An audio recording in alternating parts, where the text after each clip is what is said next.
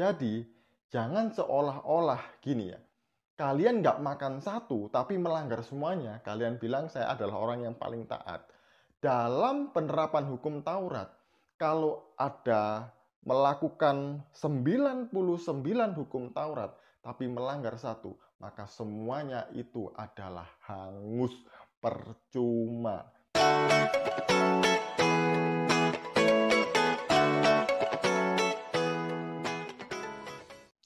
Shalom saudaraku, berjumpa lagi dengan saya Didit Yuli. Kali ini saya mau membahas tentang sebuah video dari seorang mualaf yang bernama Ko Andre kalau nggak salah ya. Sebenarnya ada video lain sih, tapi saya nggak enak untuk membahas video yang lain ini.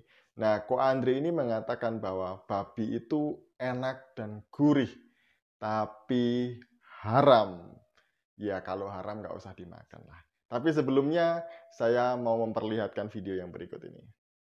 Babi enak nggak? Saya kan belum pernah coba nih. Kalau Anda kan udah pernah nih. Makanya saya penasaran. Kalau saya kan banyak tuh di video-video YouTube dia kok ada koki-koki yang masak babi. Oh, kayak enak gitu kan, khawatirnya ada saudara kita dari umat muslim gara-gara enak, terus ada manfaatnya, wah dia makan aja. Enak nggak? Kalau karena saya dulu non muslim, saya pernah mengkonsumsi babi. Kalau saya bilang enak dagingnya, tuh gurih banget. Jangankan dagingnya, minyaknya, kulitnya, itu enak, enak banget. Tapi itulah ujian dan cobaan apa yang diperintahkan oleh Allah Subhanahu Wa Taala kita harus patuhin. Yaitu saya sempat bertanya kepada Ustaz saya, Ustaz, bagaimana caranya saya mendapatkan ridho dari Allah Subhanahu Wa Taala? Cara mendapatkan ridho dari Allah Subhanahu Wa Taala itu gampang. Jalanin perintahnya dan jauhi larangannya. Kamu sekarang sudah Islam, Andre. Seperti kayak misalnya dulu orang suka minuman keras, pada saat dia masuk Islam dia belajar kenapa minuman keras itu atau diharamkan. Kayak babi diharamkan. Banyak metode apa yang saya dengar yang tanya dari dokter-dokter gitu kan. Bukan hanya sekadar cacing pita aja. Ada yang bilang gennya 99%, hampir mirip seperti kita manusia. Kenapa ada yang namanya cangkok hati babi, bisa jantung atau apa bisa. Tapi yang jelas jangan dilihat dari segi itu. Dari segi manfaatnya jangan dilihat. Jangan lihat mau dibilang ini organ tubuhnya 99% seperti manusia lah. Cacing pitanya sudah dibersihkan lah. Pokoknya apa yang dilarang oleh Allah Subhanahu Wa Taala, yang diharamkan itu mutlak kita harus ikut. Bukan asas manfaat ya.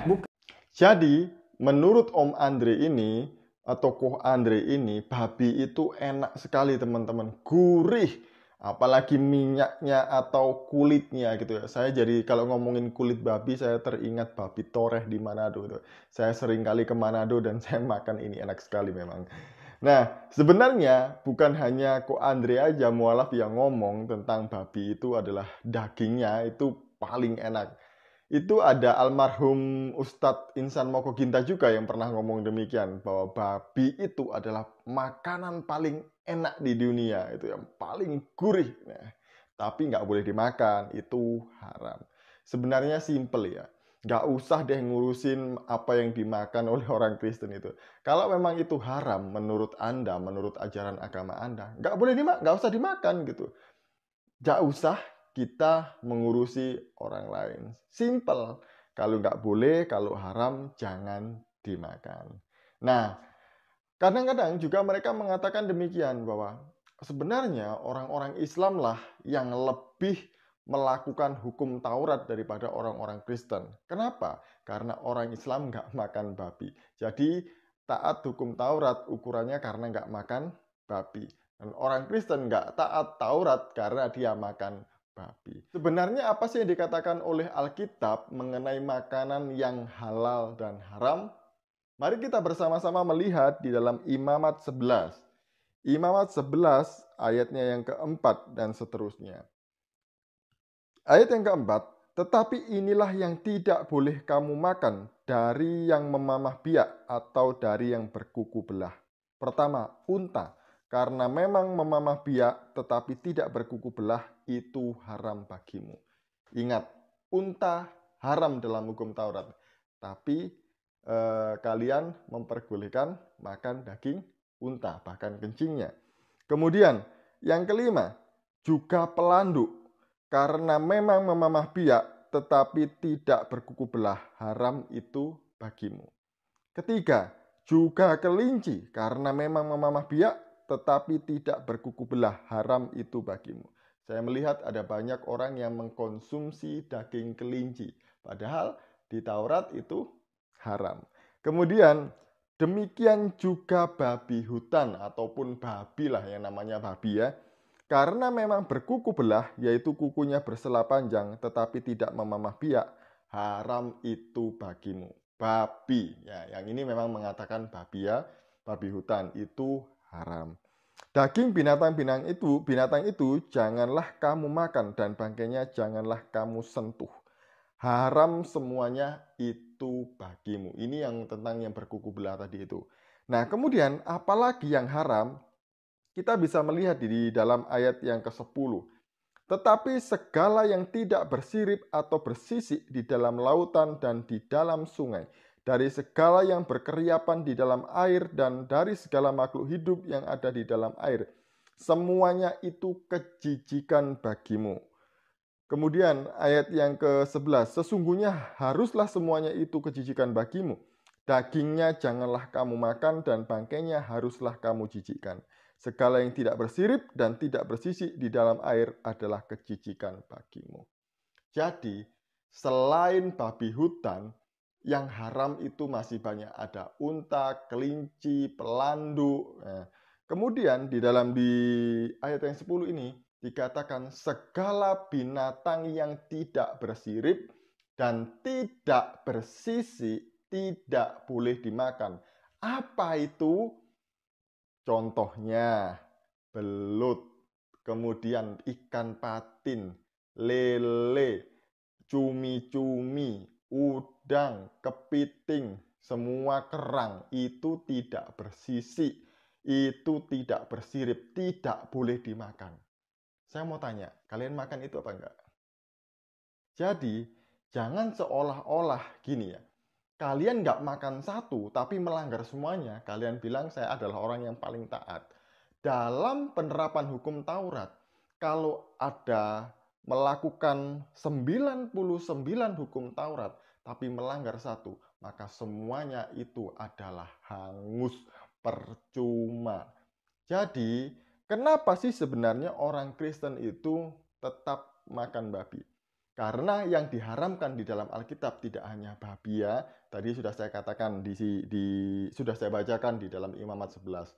Ada kelinci, ada pelandu, ada unta, dan ada binatang-binatang yang lain yang tidak bersisik dan tidak bersirip. Yaitu seperti lele, belut, patin, cumi-cumi, udang, kepiting, kerang, dan lain sebagainya. Tapi dimakan kan? Nah, sebenarnya yang menjadi persoalan itu bukanlah makanan. Masih ada hal yang sangat penting untuk mengurusi yang namanya atau sekedar makanan ini saja. Nah, Yesus tidak pernah menyinggung boleh atau tidaknya makanan-makanan ini dimakan. Tapi yang paling penting yang Yesus katakan adalah di dalam Matius 15 ayat 11 dan Matius 15 ayat 18. Jadi ini yang Yesus katakan tentang makanan. Dengar dan camkanlah, bukan yang masuk ke dalam mulut yang menajiskan orang, melainkan yang keluar dari mulut, itulah yang menajiskan orang. Jadi bukan masalah makanan dan minuman yang menajiskan seseorang, tapi apa yang keluar dari mulutnya.